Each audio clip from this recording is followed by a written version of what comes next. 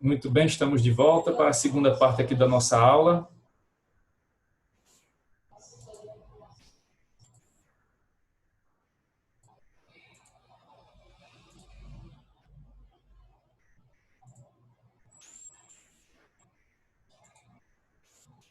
Pessoal, até aqui, alguma dúvida? Está dando para entender direitinho aí a ideia do Kelsen até agora? Vocês já tinham visto alguma coisa sobre o Kelsen antes? Já, professor. Já. Primeiro período com a professora... Eita, agora me fugiu o nome dela. Marília, né? Marília. Isso. É bom que vocês estão relembrando, né? Revisando aqui esses pontos. Professor, boa noite. Oi, Thelma, boa noite. Desculpa, eu não assisti sua primeira aula porque eu estava no interior, no sítio, lá não pegava internet e teve um problema que o trator ficou na estrada e eu tive que pegar uma moto para me trazer até a cidade, entendeu? Uhum. Tá certo. Aí, desculpa, eu não assisti sua primeira aula, viu? Mas eu pego depois. Tudo bem, tudo bem. Vocês já estão Obrigada, sabendo, né? Que já tem lá o acesso pelo YouTube. Eu mando depois. Eu pego. Pronto, aí vocês já vão pegando. É Claudemir Cardoso, né? Isso. Pronto. Aí eu assisto pelo YouTube, pego a primeira aula, viu? Tá bom. E também eu pego com a Zilda aí depois, viu? Obrigado. Nada. Muito bem. Então, agora a gente vai para a parte específica da Constituição, né? Sobre o Kelsen. Então, deixa eu passar aqui. Vou para o outro slide, depois eu volto para cá para a gente voltar para essa pirâmide, né? Que é interessante ficar sempre aqui focado nesses conceitos, né? Pois bem, então o Kelsen, ao analisar a Constituição no Teoria Pura do Direito, ele vai entender que existem dois sentidos para a Constituição, certo?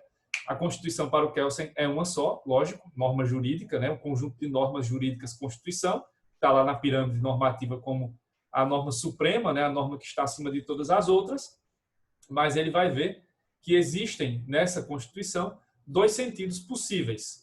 Um que ele vai chamar de lógico-jurídico, né? Que está mais voltado para a questão da lógica, né? Mais filosófico, né?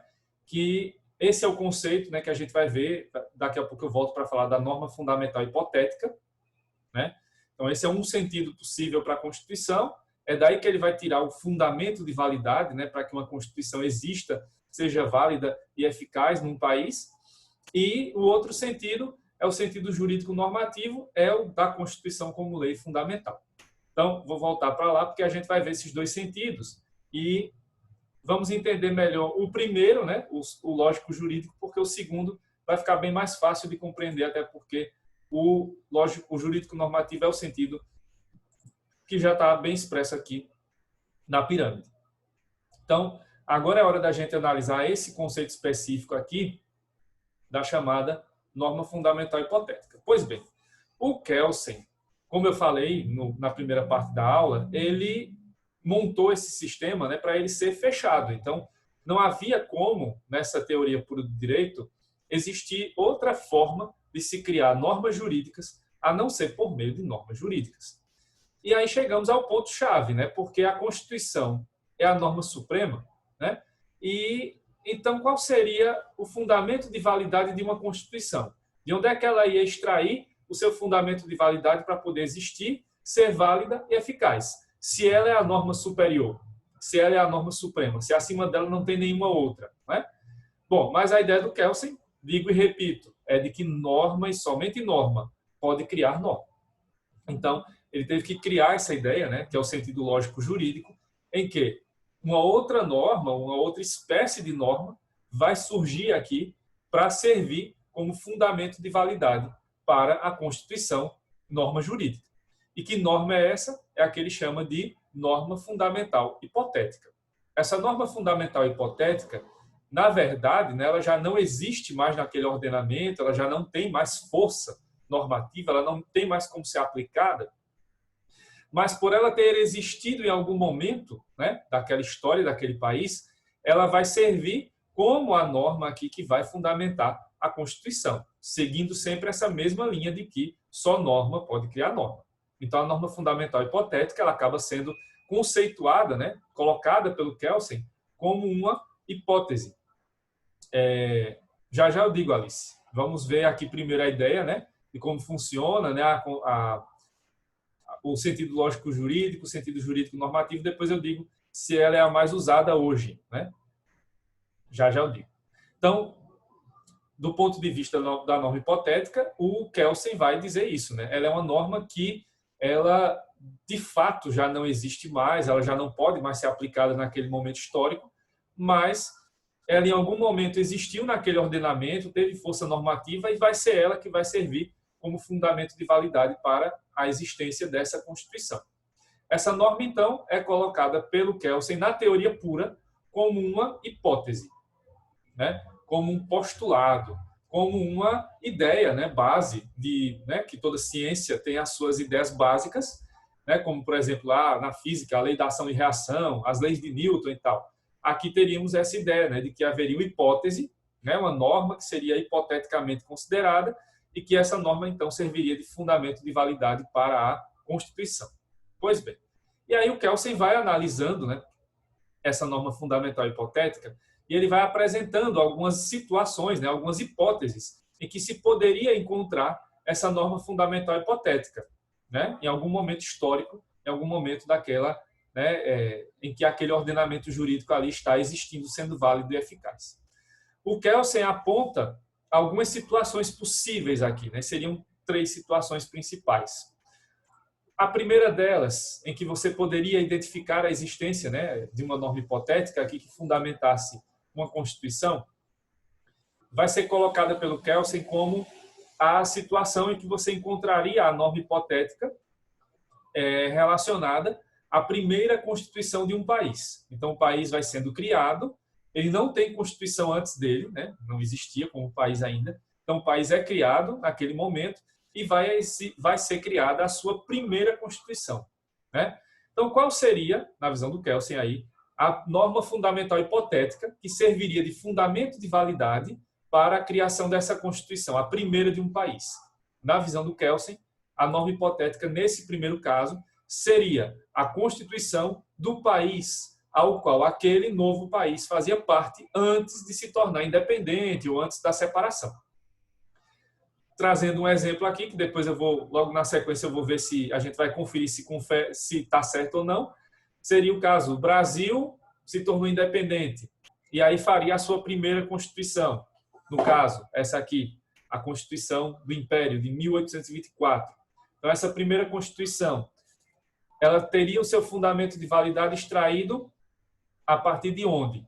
A partir, segundo a visão do Kelsen, dessa Constituição, desse país ao qual o Brasil fazia parte antes de se tornar independente, ou seja, o fundamento de validade aqui, a norma hipotética da Constituição do Império Brasileiro seria, na visão do Kelsen, usando, né, a teoria do Kelsen aí para o caso brasileiro, seria uma hipotética Constituição de Portugal, certo? Seria aí o primeiro caso. Então, uma Constituição de outro país que serviria, então, como fundamento de validade para a nova Constituição, a primeira daquele país, recém-criado, porque, em algum momento, aquela Constituição do outro país, da metrópole, tinha servido como, né, norma fundamental da colônia, que agora passa a ser país. Seria, então, esse o primeiro caso. Numa segunda situação, você teria a seguinte circunstância, né, a seguinte situação. Você teria aqui a Constituição mais nova, né, a Constituição atual do país, né? Essa Constituição ela teria seu fundamento de validade, a mais recente, extraído de qual norma? Aí usando mesmo o exemplo da norma fundamental hipotética.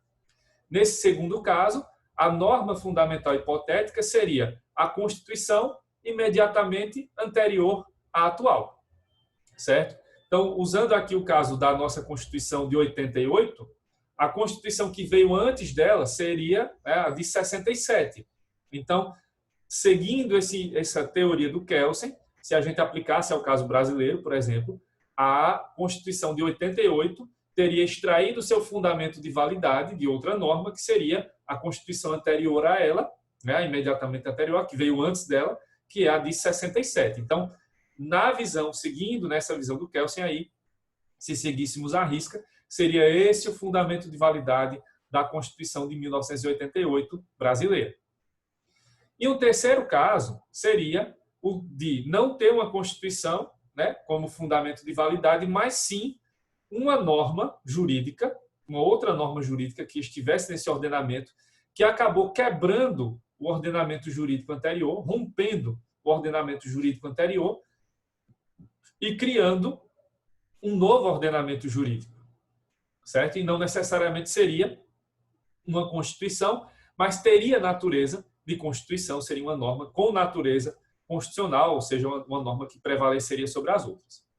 Usando esse caso, né, se a gente fosse aplicar ao Brasil, poderíamos ter aí, né, como norma que rompeu com o ordenamento jurídico anterior e criou um novo, o famigerado AI-5, né, o Ato Institucional número 5. Né? Ele acabou rompendo realmente com o ordenamento anterior, com tudo que existia antes, e cria um novo ordenamento jurídico totalmente autoritário e ditatorial. Né? A ditadura na sua versão mais cruel que aparece ali. Então, usando esse exemplo, né, se a gente levasse à risca, né, a ideia do Kelsen da norma hipotética, seria esse um tipo de norma, né, que poderia ter rompido com o ordenamento anterior e criado um novo, e que seria, então, o fundamento de validade para uma Constituição como a nossa de 88. Então, seriam esses os três casos possíveis. Né? A norma hipotética poderia ser a Constituição do país ao qual o outro fazia parte, né, quando é o caso da primeira Constituição, e se a Constituição atual poderia ser o fundamento de validade, a Constituição anterior a ela, né, do mesmo país, ou uma norma que tivesse natureza constitucional, que rompesse com o ordenamento jurídico anterior e criasse um novo. Todo esse esforço que o Kelsen fez foi justamente para continuar nessa mesma linha dele, de que só norma pode criar norma. Certo? Depois de falar do Kelsen, né, de como seria aí, né, literalmente falando, claro que o Kelsen não estudou as constituições brasileiras, né, eu estou adaptando o exemplo aqui para ficar mais didático. Se a gente usasse esses exemplos que eu dei agora, né, para comparar, para saber se realmente a norma hipotética existe, né, se ela realmente serviu como fundamento de validade para a Constituição brasileira ou para as constituições, será que vai dar certo? Será que a gente vai conferir e dizer que é verdade ou será que vai dizer que não é verdade? Não procede. Vamos ver. Vamos voltar para esses três casos agora, né?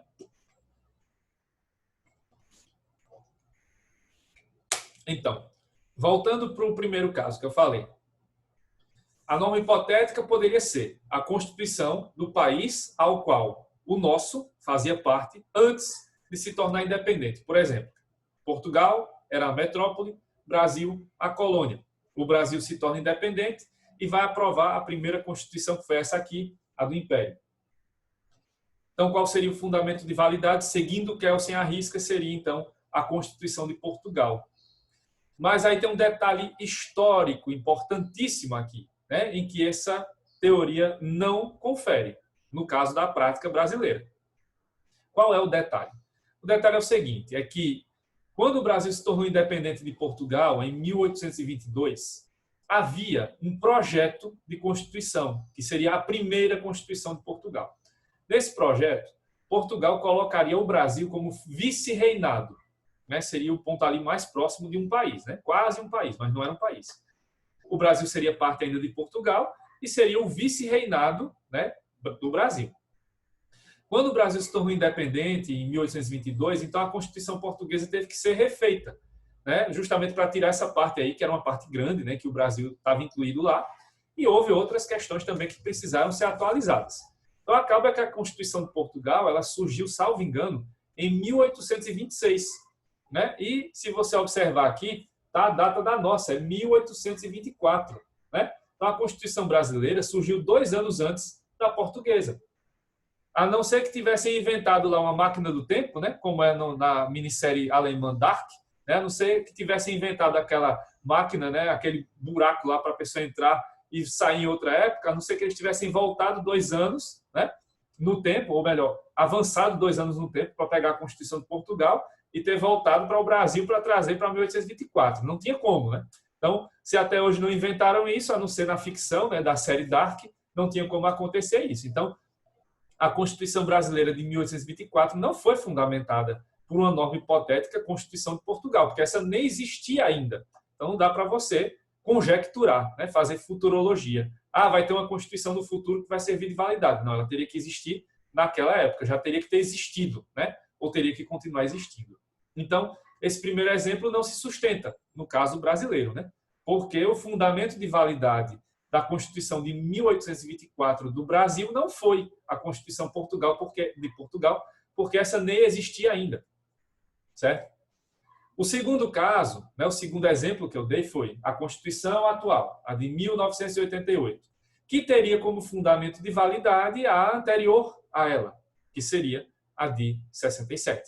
Só que aí estamos diante de uma situação, no mínimo, estranha.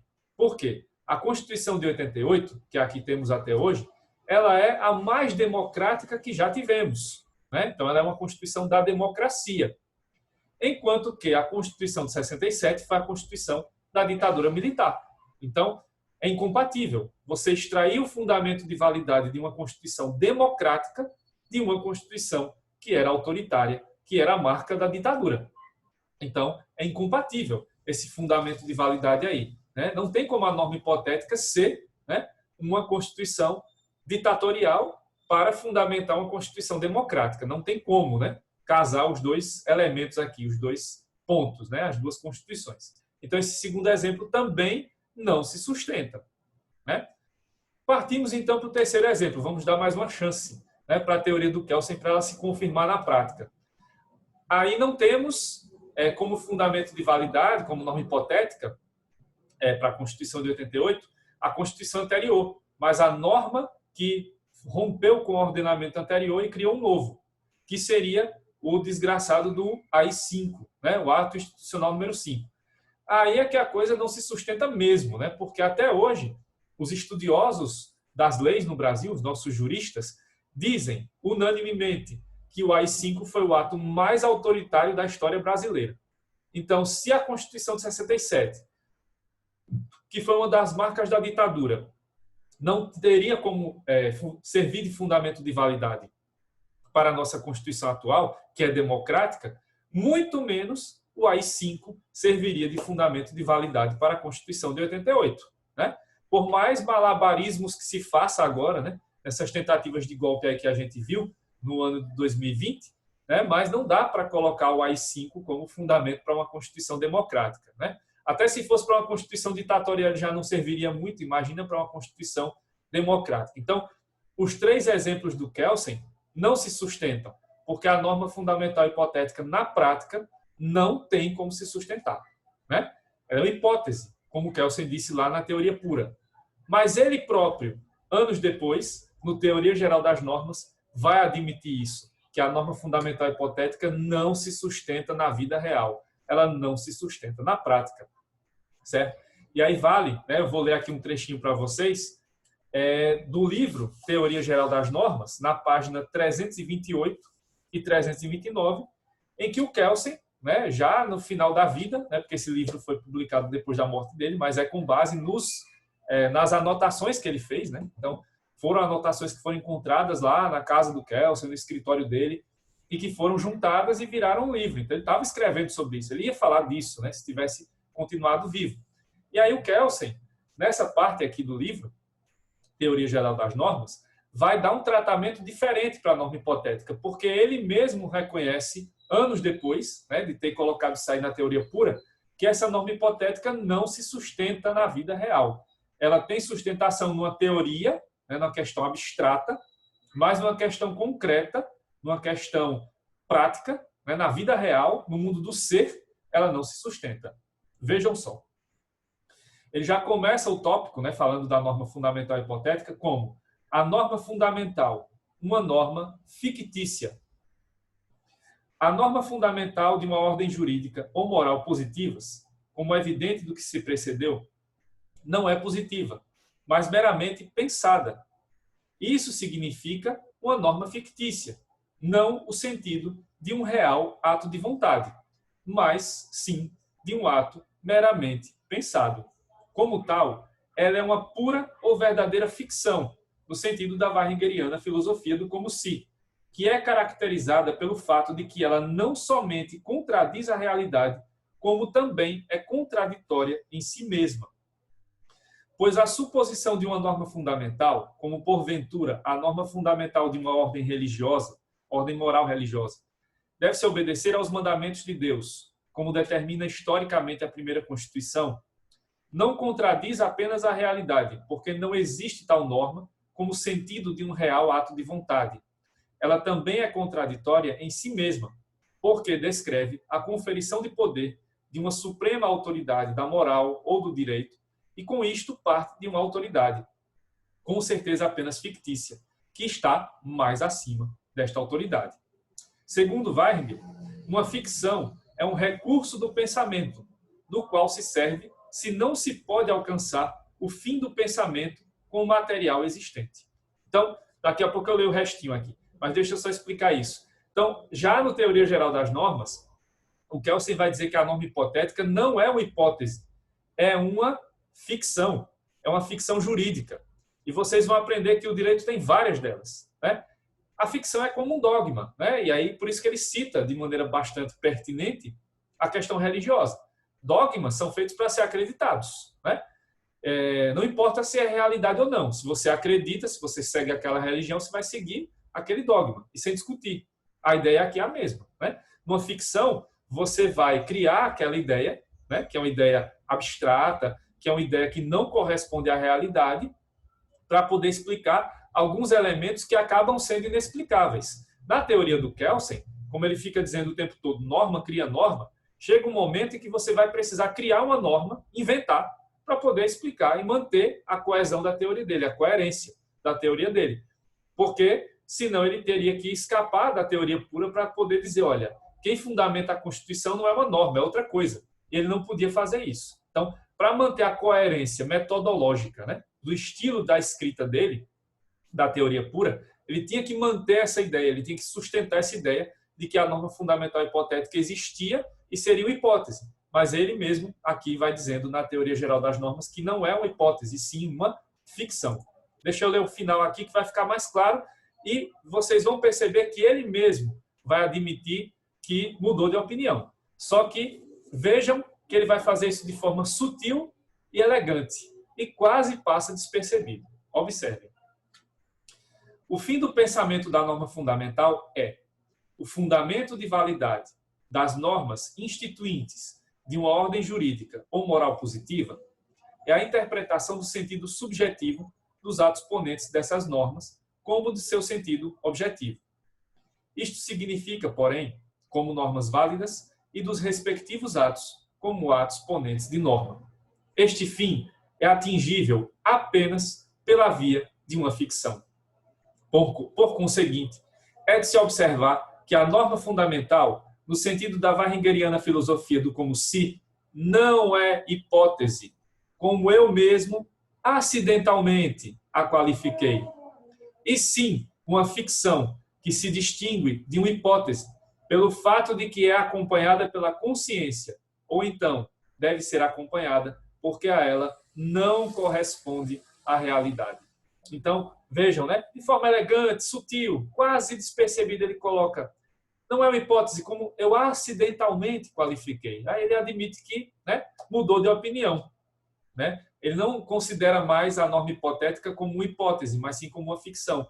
E foi a saída que ele encontrou para algo que, na realidade, não existia. E não existe. Por quê? Na realidade, na vida real, na vida prática, não vai ter como uma Constituição extrair o seu fundamento de validade de outra norma, né? O fundamento de validade de uma Constituição virá dos fatos sociais, dos fatos políticos, dos fatos econômicos, porque a Constituição tem origem no povo, a Constituição tem origem na sociedade, né? Ou até no ato de um governante autoritário, mas não é uma norma jurídica que vai criar a Constituição. Então, vejam só, para a gente concluir essa parte, que isso foi a estratégia que ele usou, né? Para poder fechar o sistema dele.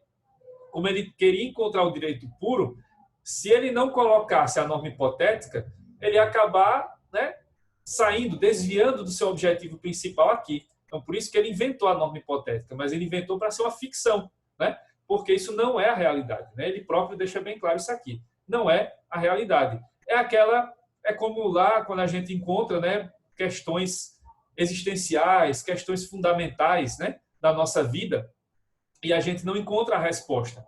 E aí, para onde vai a resposta? Bom, se você é religioso, usa porque Deus quis, né? Porque Deus quis que fosse assim. É porque a vontade de Deus. Bom, daí você vai discutir a vontade de Deus? Não, se você segue aquela religião, não vai seguir, né? Ou, no caso dos pais, né, quando vão tratar lá com os filhos, né, chega um momento que a criança pergunta tanto e a pessoa não encontra a resposta. Você vai dizer, porque sim, né? Por que é isso? Porque senhora, né? E aí, né, quem assistia, quem era daquela época, né, já tem seus lá 30, 40 anos ou mais, vai ter ouvido falar daquele programa infantil que dizia, porque sim não é resposta, né? Então, essa história do porque sim, né, ou do porque Deus quis, ou porque Deus quer que seja assim, são formas também ficcionais, fictícias, de você encontrar respostas, as quais você não tem resposta para isso, né? Quando você não tem resposta, você vai usar uma resposta genérica desse tipo, para encerrar a conversa.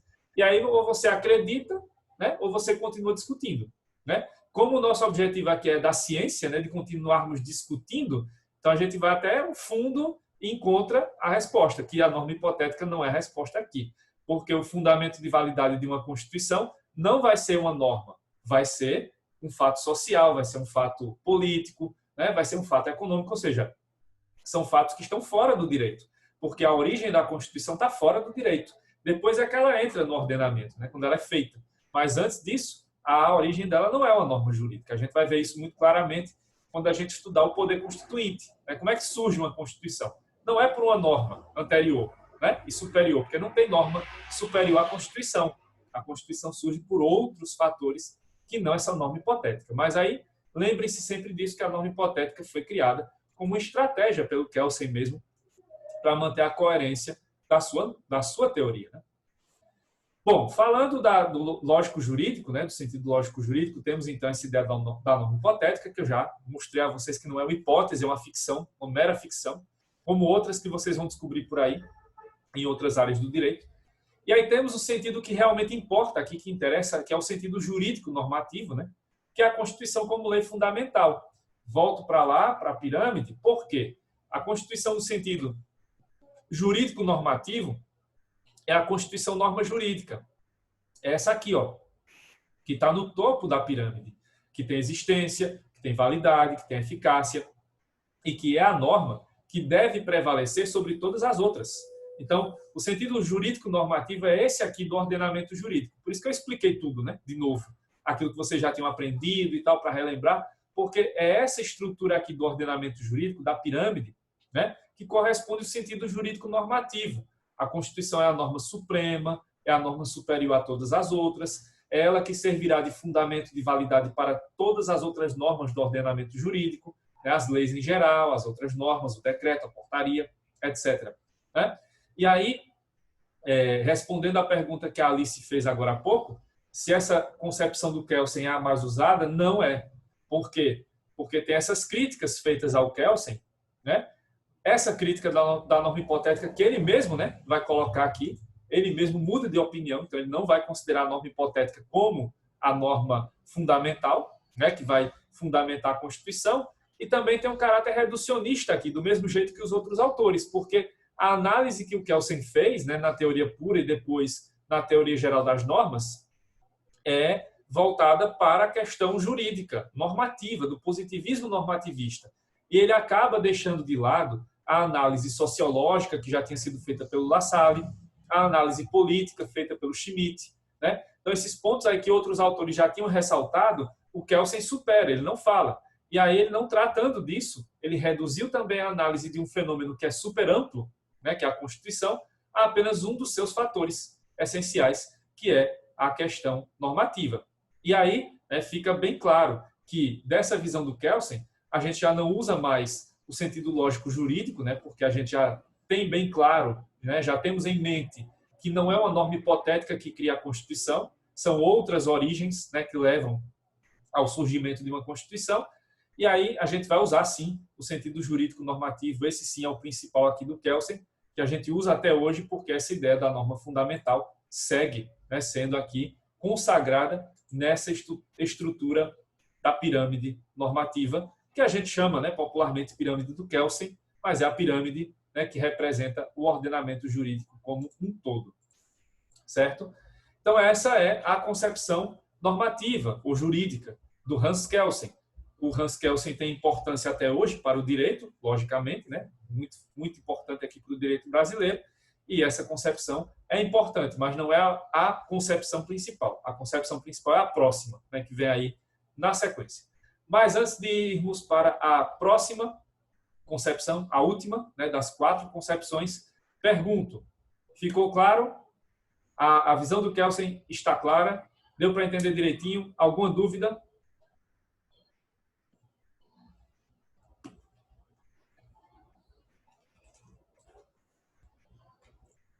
Beleza. Não esqueçam, vão estudando já as coisas, vão revisando aí os assuntos, né? O exercício veio para ajudar nesse ponto, mas vão revisando, porque já tem muita coisa aí sendo falada, né? Eu falo demais e os assuntos são amplos, né? Vocês já estão percebendo isso. Então não deixem para estudar de última hora não, que vai ser complicado. E vamos então para a concepção cultural, né? A última das concepções. A concepção cultural é a concepção atual, né, de Constituição. Essa a visão atual de Constituição. Mas para que a gente chegue a ela, não poderíamos ter chegado antes de ter analisado as outras 3. Porque o que a doutrina coloca como concepção cultural nada mais é do que a soma das concepções anteriores, a soma das demais concepções. Então, seria impossível entender a concepção cultural se não tivéssemos visto antes a sociológica do Lassalle, a política do Schmitt e a normativa que vimos agora do Kelsen, certo? Como é que isso vai ser feito? Concepção cultural. Bom, vocês já têm noção, né, de que quase sempre vão aparecendo no direito aquelas concepções ecléticas, né, que vão juntando os elementos principais de cada concepção. É isso que a concepção cultural faz e vai, claro, acrescentar outras coisas, né? Essa concepção cultural, ela surge ali depois da Segunda Guerra Mundial e ela vai servir, né, para justamente fundamentar esse mundo que temos hoje, né, o chamado mundo pós-moderno, e essa concepção cultural ela vai aproveitar os pontos mais relevantes de cada uma das concepções que vimos aqui. Então, voltando lá para o Lassalle, né, a concepção cultural vai aproveitar do Lassalle a ideia dos fatores reais do poder, né, porque são os fatores reais do poder mesmo, essa dinâmica, né, entre as diferentes classes sociais e os diferentes fatores, né, sociais, políticos, religiosos, econômicos, que vão, né, moldar, que vão criar, que vão fazer com que surja uma constituição de um país. Isso aí é fundamental, né? Os fatores reais do poder são determinantes para a criação de uma constituição. Claro que não são a única maneira, né, de se criar uma constituição, mas são importantes. Agora, não dá para a gente aproveitar aquela distinção, constituição real e efetiva e a jurídica. E a jurídica tem que ser igual, né, exatamente igual à real, senão vira uma mera folha de papel. Isso não é aproveitado, né? Porque a Constituição jurídica vai, em determinados momentos da história, realmente ficar defasada. Mas nem por isso vai deixar de ser aplicada e obedecida, né? Então, a gente aproveita lá do Lassalle a ideia dos fatores reais do poder. Do Schmitt, a gente pode aproveitar, de certa maneira, o sentido positivo de que a Constituição é o resultado de uma decisão política fundamental. Quando temos a Constituição pronta e acabada, quando ela foi aprovada lá pelo Congresso, né, pela Assembleia Constituinte, realmente ela é o resultado dessa decisão política fundamental. Então, esse aspecto político é relevante, mas não é o único, porque tem também os fatores reais do poder que contribuem lá para a criação da Constituição, né? Mas aí vale lembrar que, logicamente, né, a gente já distingue aí um pouco da visão do Schmitt, que uma Constituição democrática vai ter muito mais força, né? Muito mais valor, muito mais obrigatoriedade e imposição de condutas do que uma Constituição de uma ditadura. Uma Constituição de uma ditadura não vai ser tão forte quanto uma Constituição democrática. E o Schmitt dava o mesmo valor ali praticamente para as duas, né? Para a ditatorial e para a democrática. Isso a gente não aproveita lá do Schmitt. A distinção dele de normas e leis constitucionais também a gente não usa, né? Como eu falei aqui, hoje todas as normas da Constituição têm uma natureza só, não tem hierarquia entre elas, e o que temos aí de herança do Schmitt indireta é só a questão da cláusula pétrea e da norma que não é cláusula pétrea, né, que pode ser mudada por emendas, né, de maneira mais ou menos livre, seguindo, claro, o rito das emendas, mas a cláusula pétrea não pode ser mudada assim tão facilmente, né? Em alguns casos nem pode ser mudada. Então, do Schmitt a gente aproveita uma partezinha lá do sentido positivo e essa herança indireta aí da distinção norma e lei constitucional. Do Kelsen, que a gente acabou de ver, como vocês perceberam, a gente não aproveita mais a ideia da norma hipotética. Não dá mais para usar essa norma hipotética, mas a gente usa com todas as especificações e todas as determinações do Kelsen o sentido jurídico normativo, porque a Constituição continua sendo a norma suprema que serve de fundamento de validade para todas as outras normas e a Constituição é o que tem a norma que tem, né, o maior nível de incidência porque ela vai incidir sobre todas as condutas, sobre os poderes e sobre todas as outras normas. Então isso a gente usa também. Então aproveitando um pouquinho de cada uma dessas concepções, a gente chega à concepção cultural, né, que vai acrescentar aqui a questão cultural, por isso o nome cultura vai aparecer aqui, né, no próprio nome da concepção. Daí você tem alguns pontos que valem a pena ser destacados, que estão aí na sequência. Primeiro, a noção de Constituição total. Todas as constituições que foram feitas no pós-Segunda Guerra Mundial para cá, elas têm essa característica. Elas querem abarcar todos os tipos de condutas, todas as áreas do direito possíveis, certo? Então, a ideia de que a Constituição, quanto mais extensa for, melhor. Naquela distinção analítica e sintética, né? Quanto mais analítica for a Constituição hoje, para a concepção cultural, melhor. Então, ela tem que ser total, ela tem que abarcar todas as áreas do direito, todos os fenômenos daquela sociedade, para que ela possa realmente ter valor e ser forte. Para que isso aconteça, é preciso que essa Constituição adote um sistema aberto de normas. Não podem ser normas fechadas, tem que ser normas abertas. Tem que ter normas aqui de caráter mais geral, que elas possam servir para o presente e para o futuro. Por isso que eu tenho dito aqui sempre que a nossa Constituição vale para todas as áreas do direito que já existem e poderá servir até para as que surgirem no futuro, porque ela tem esse caráter aberto. São normas gerais e normas abertas.